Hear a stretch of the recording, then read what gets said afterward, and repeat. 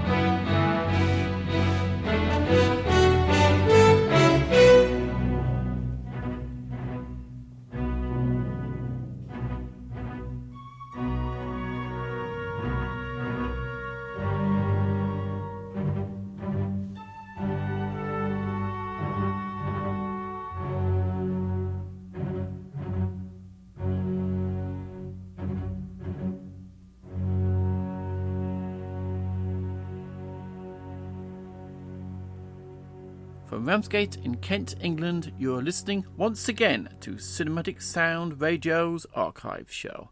I am your host, Jason Drury, thanking you very much again for joining us on our little offering for the station. Hello to our listeners at cinematicsound.net and through Apple Podcasts, Spotify, Podchaser, Stitcher, Pocket Casts, TuneIn, Google Play, Radio Public, and wherever you get great podcasts. It's great to have you join us once again. And if you're listening to us through Apple Podcasts, on iTunes, on your iPhone, up in the air, wherever, please take the time to rate and review the show. It really does help get the show noticed and also introduces new listeners to find the programme. If you are a new listener, and if so, where have you been? The archive is dedicated to new releases and new recordings of older scores from film and television. During each show, I will also mine the vast film music archive with my very own cinematic sound radio shovel to unearth beloved favourites and forgotten gems. Now this is, if you're keeping count, and if so, have you got something better to do? Like collect stamps, especially 50p's or something? Part 1 of episode 22, and the first to be recorded in the year 2020. Later, we will have music from the 35th anniversary edition, or should it now be 36, of Richard Band's classic horror score for Mutant. Danny Elfman's score for the 1995 psychological thriller Dolores Claiborne. And we'll finish part 1 with a tribute to engineer Tim Boyle, who sadly died in December 2019, with a suite of Basil Poledouris' score for the 2002 martial arts adventure film The Touch. But as you heard, we started the show with the main title, or what could be called the Granddaddy of disaster movies, The Towering Inferno.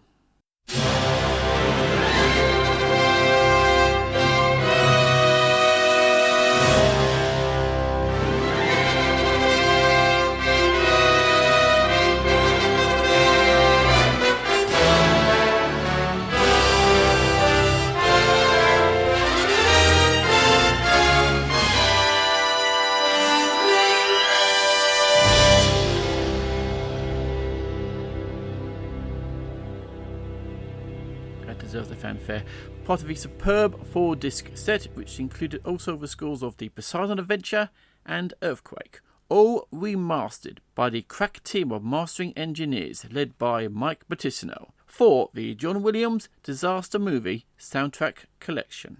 The Towering Inferno, made in 1974, was produced by Irwin Allen and featured an ensemble cast led by Paul Newman and Steve McQueen, who bickered about who had the most lines, if you remember. In addition to Steve McQueen and Paul Newman, the cast also included William Holden, Faye Dunaway, Fred Astaire, Susan Blakely, Richard Chamberlain, O.J. Simpson, Robert Vaughn, Robert Wagner, Dabney Coleman, and Jennifer Jones. Directed by John Gulliman, with Irwin Allen directing the action sequences, the film was a co-production between 20th Century Fox and Warner Brothers, the first film to be a joint venture by two major Hollywood studios. The screenplay was by Sterling Sullivan, who also wrote the screenplay for The Poseidon Adventure, from a pair of novels, The Tower by Richard Martin Stern and The Glass Inferno by Thomas N. Scotcher and Frank M. Robinson. Now, the film earned a nomination for Academy Award for Best Picture and was also the highest grossing film of 1974, as well as 7 other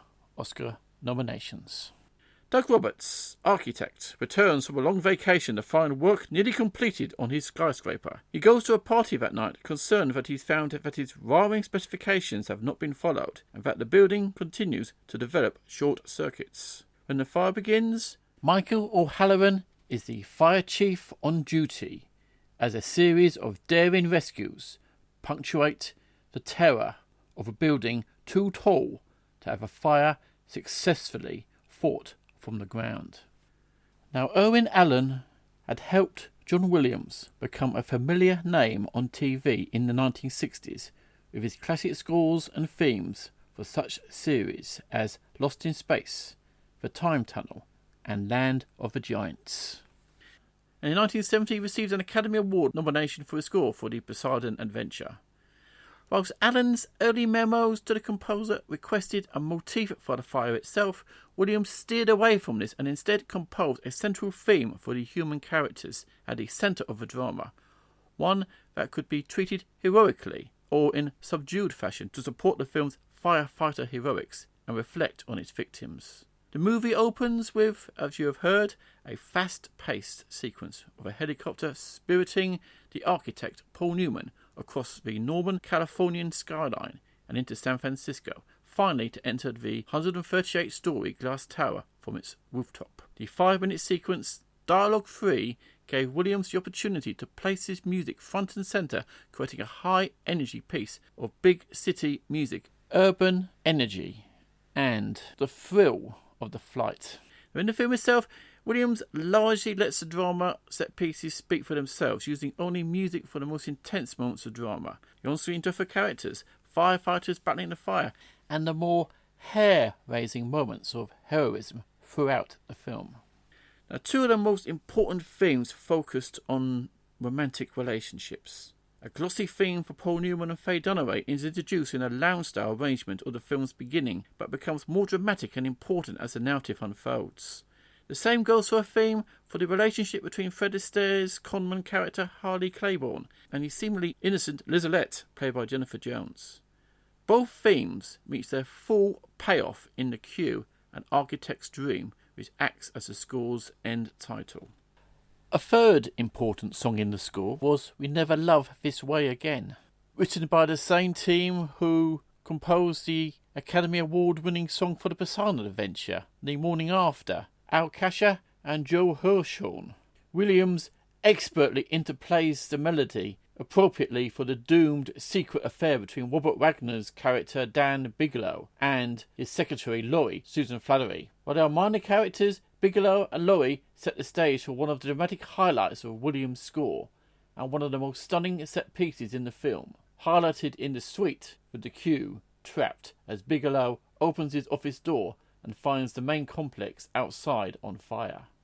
Another major highlight of the score is the cue setting the charges. Tense, suspenseful cue builds up to a crescendo. The firefighters make one final attempt to put out the fire using explosives. It is one of the most dramatic and exciting cues still in the career of the great John Williams.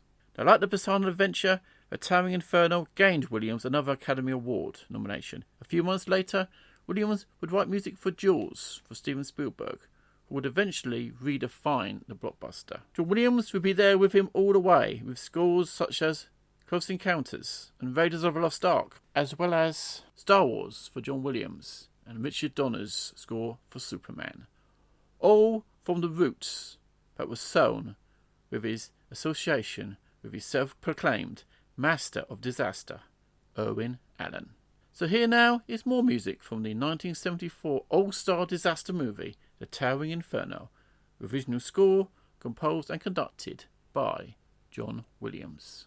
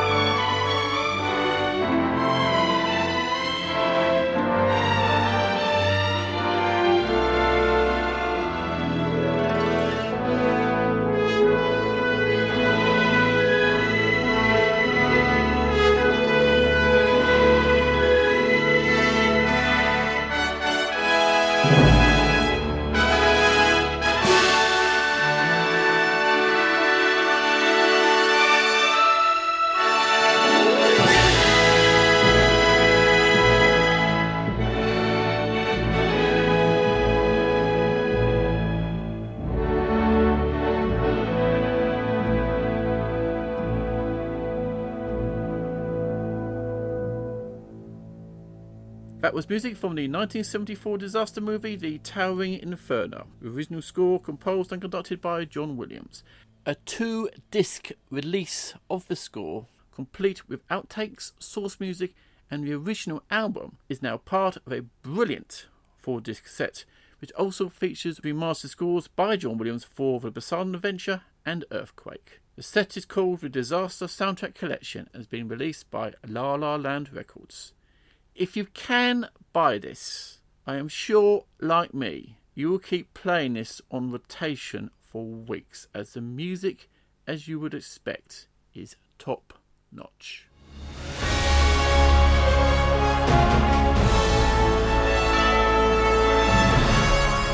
This is The Archive with Jason Drury on the Cinematic Sound Radio Network.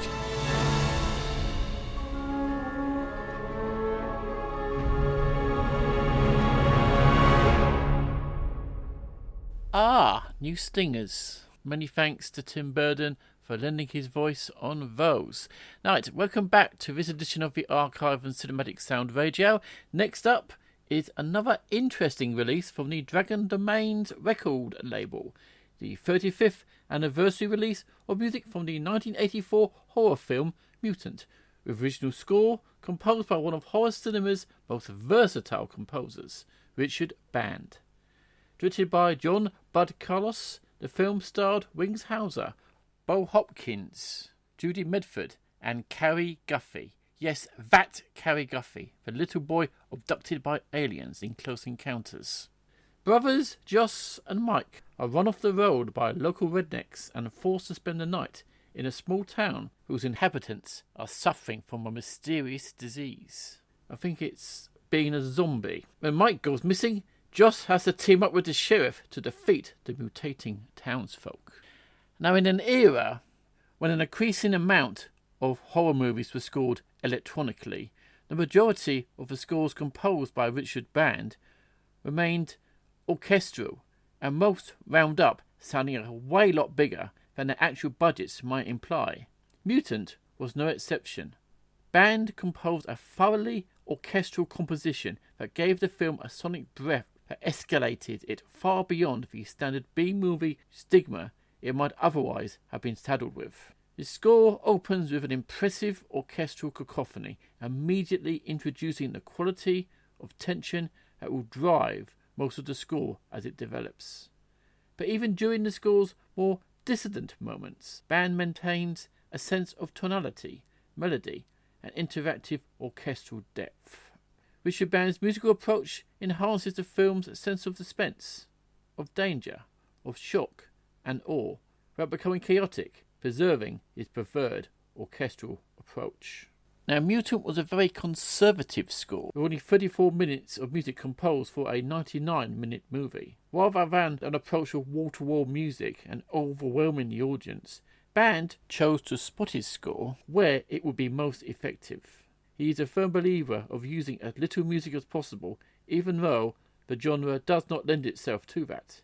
Now, in Mutant, Band reused a technique he had concocted a few years earlier with his score for another horror film, The Alchemist.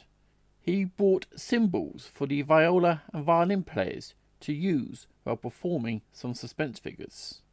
The Thimbles created this sliding and tapping technique, Band recalled, and he never forgot that. On Mutant, he had a big string section, so he had to buy a whole lot of thimbles, but he never got them back. Of course, they had to be expensive thimbles to get the effect he wanted, so he spent around $500 on them, but that went all by the wayside. In the case of Mutant, the orchestra performing the score happened to be the National Philharmonic Orchestra, with the score recorded at Olympic Studios by Keith Grant. A full score with 60 to 70 musicians in London in the early 80s, including the composer, would be priced at no more than $100,000. Today, it would be close to $1 million. So here now is another chance for the archive to prove that you can hear great music from any film genre. Here is music from the 1984 horror film Mutant, with original score composed by Richard Band and performed by the National Philharmonic Orchestra.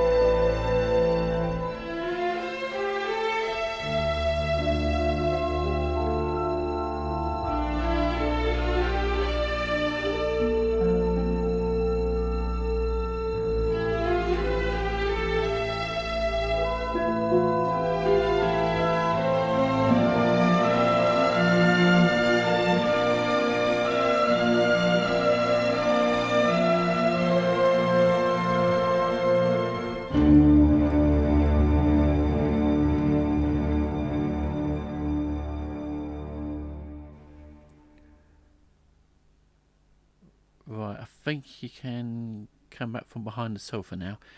That was music from the 1984 horror film Mutant, with original score composed by Richard Band and performed by the National Philharmonic Orchestra. The original soundtrack recording is available, with some other very interesting releases, of which I will try to showcase on future shows, from Dragon's Domain Records. Showcasing beloved favourites and forgotten gems, this is The Archive with Jason Drury on the Cinematic Sound Radio Network. Welcome back to The Archive on Cinematic Sound Radio. I hope you're enjoying what you have heard so far. Well, I have. Now, next up is music from one of the first two releases from the Varese Sarabande CD Club label for 2020. Both of which are scores for movies based on the works of Stephen King. The one we're going to focus on here is music from the 1995 psychological thriller based on the King novel of the same name, Dolores Claiborne, directed by Taylor Hackford and starring Kathy Bates, Jennifer Jason Leigh and David Strathairn, with original score composed by Danny Elfman. The plot focuses on a strained relationship between a mother and her daughter, largely told in flashback, after her daughter arrives to her remote hometown on a main island, where her mother has been accused of murdering the elderly woman for whom she is the carer. Danny Elfman's score for Dolores Claiborne departs from his characteristic style, both orally and compositionally, and displays the composer's ongoing maturity at the time as a storyteller, using music to paint a psychological narrative. Now, most of the movie unfolds inside the characters' minds, and various pieces of the puzzle are revealed one by one, and Elfman's score is right there to cajole each piece into place. Haunting violin solos are explored heavily throughout the film, as well as Elfman's signature arpeggical flourishes and swirling key changes. The orchestration, as always by Steve Bartek, relies on strings, harp and piano, with low brass instruments used during key dramatic moments, all climaxed with Elfman's trademark use of a children's choir in the closing credits. Released now in its complete form, this new expanded release, from the original 9 tracks to 31/2 discs, overseen by the film's music editor Kurt Sobel, finally gives film music fans a chance to analyse one of Danny Elfman's often overlooked and grossly underappreciated early works in his now long and illustrious career. Here now is music from Dolores Claiborne, with original score composed by Danny Elfman.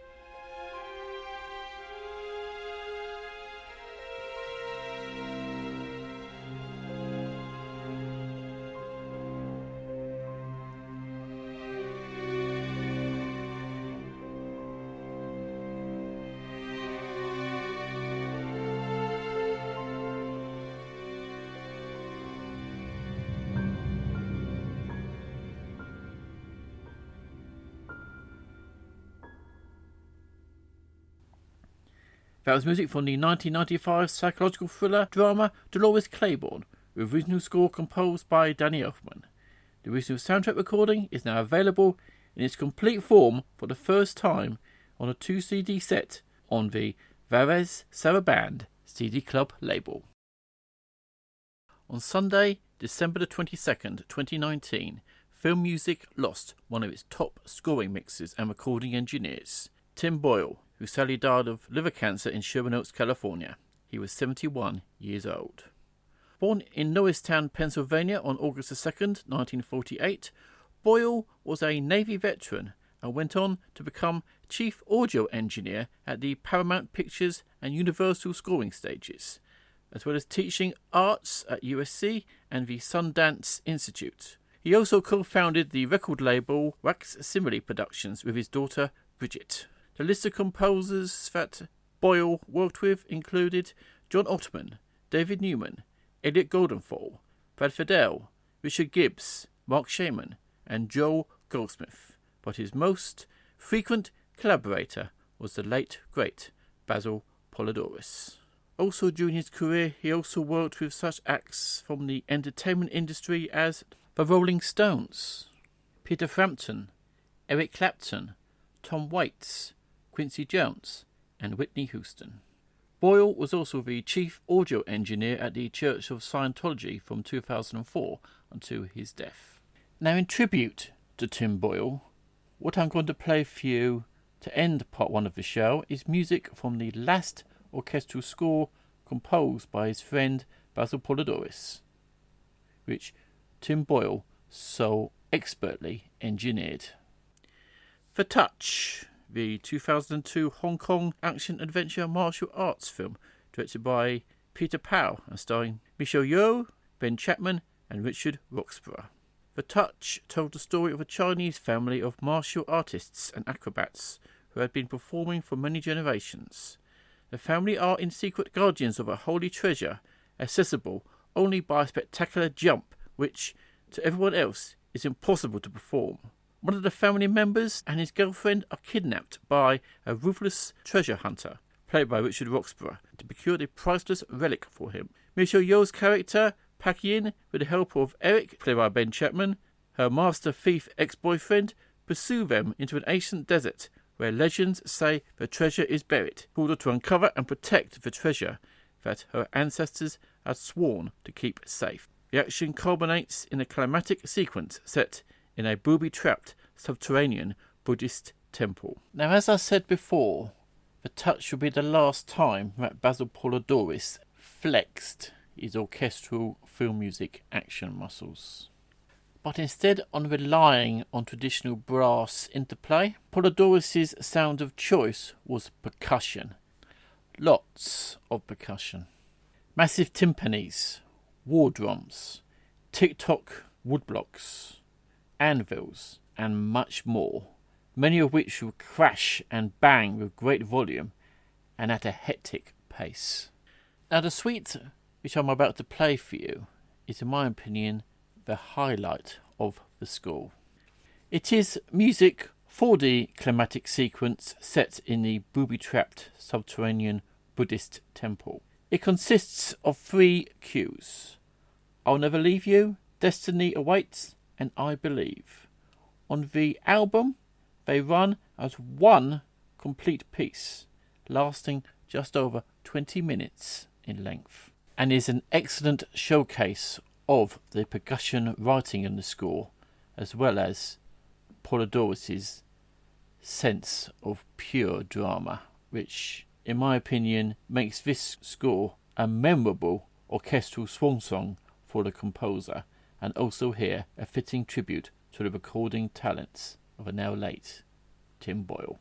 So here now we end part 1 of this edition of the archive on Cinematic Sound Radio, with music from the 2002 martial arts fantasy adventure film The Touch, with original score composed by Basil Poledouris and performed by the China Philharmonic Orchestra, and played in tribute to the late recording engineer Tim Boyle, whose death was announced in December 2019.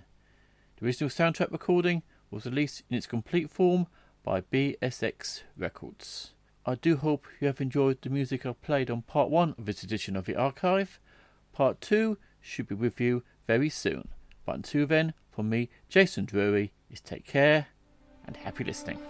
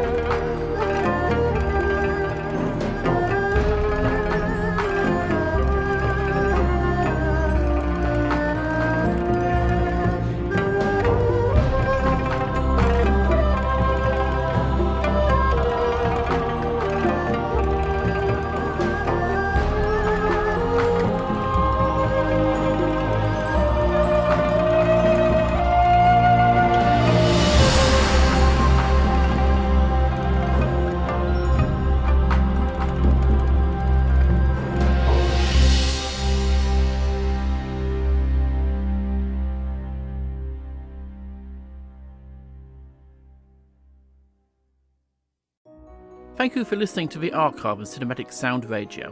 I would like to thank Tim Burden for providing his voice on the bumpers and stingers you hear throughout the programme, David Coscina for providing the archive's intro music, and Eric Woods for letting me loose on his station. If you have any comments, questions and concerns, please email us at cinematicsound@yahoo.com. You can find us on social media at Cinsound Radio on Twitter and Cinematic Sound on Facebook. If you listen to us through Apple Podcasts, please take a moment to rate and review the show. It really does help get the show noticed and helps potential new listeners find the show. And don't forget to check out Cinematic Sound Radio at cinematicsound.net.